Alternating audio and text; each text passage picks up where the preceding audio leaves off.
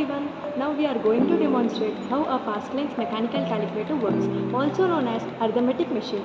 Many later calculators were either directly inspired by or shaped by the same historical influences that had led to Pascal's invention. Now let's add 34 plus 76.